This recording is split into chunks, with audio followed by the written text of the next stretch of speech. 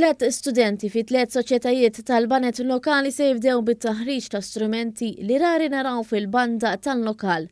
Dan kif is-sena l-oħra it-tleta qdiet benefikaw minn fond ta' ftit aktar minn 20,000 euro biex jixtru u jgħalmu l-bandisti tagħhom dawn l-istrumenti. Matthew Polidano, bandist żagħżugħ li jdoq ma' banda Birżebbuġa esprima sodisfazzjoni tiegħu li permezz ta' dan il-fond wara snin issa se jkun jista' jibda jitgħallem l-istrument favorit tiegħu. Jiena minn dejjem kien joġobni, issa baritonu u inni nixtieq wieħed għal iktar minn sentej u grazzi tal-iskema issa nista' nitalmu.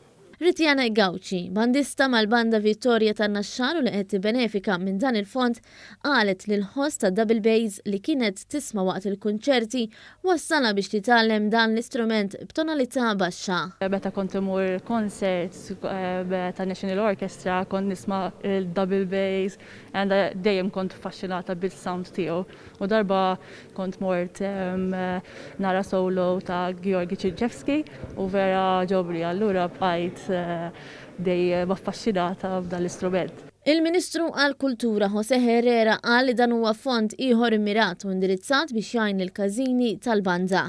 Miegħu qabel il-President tal-Għaqda Każini tal-banda.